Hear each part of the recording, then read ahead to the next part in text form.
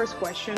Why are startups led by women entrepreneurs a good investment? And I want to start with Davinia because you've deployed a lot of money, and it's not a wishful thinking. It's something that you've seen how money deployed into women entrepreneurs are performing. Why is that a good idea? Why is that a good investment? Why is it a no-brainer from your point of view and your experience? All right, so let me give a bit of context to answer that properly. So the Access Accelerator is funded by the government here in the Bahamas. So the government, recognize that we have a lot of work to do to stimulate economic growth in the country, and we're doing that through small businesses. That said, from a governmental point of view or a national development point of view, it's important to balance, some of our traditional capitalist theory with economic impact and to some extent social impact, right? And so as our main benefactors, their major goal is to ensure that we increase employment, increase net exports or reduce imports, increase tax compliance. These types of things are some of the metrics that we grade ourselves on, right?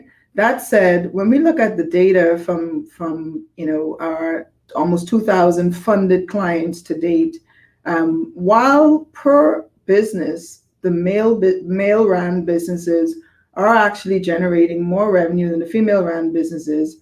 In totality, for each employee employed in a female-run business, they produce much more per unit in sales. So for example, the women are using their human resources seemingly better than the men are in the Bahamas for the output of increased sales. That said, it tells us that if your goal is to increase employment, which we want to do, we don't want to do it at the point where you're deteriorating your sales or you're not really having the level of profitability that you would like to have. We're finding that the female businesses are having that balance where they're producing great sales per unit of employee in their businesses. So for me, whether you're a social impact investor, a national development investor, or the traditional VC type company, investing in women, you seem to have a difference in terms of the way they use the resources in the business to produce the results that you would like to have.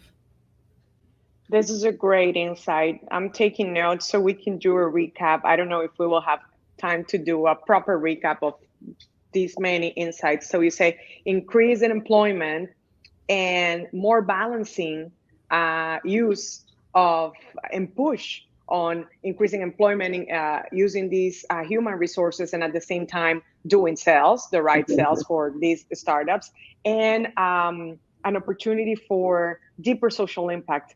So absolutely. I think these are key takeaways for why it's important to invest in women entrepreneurs.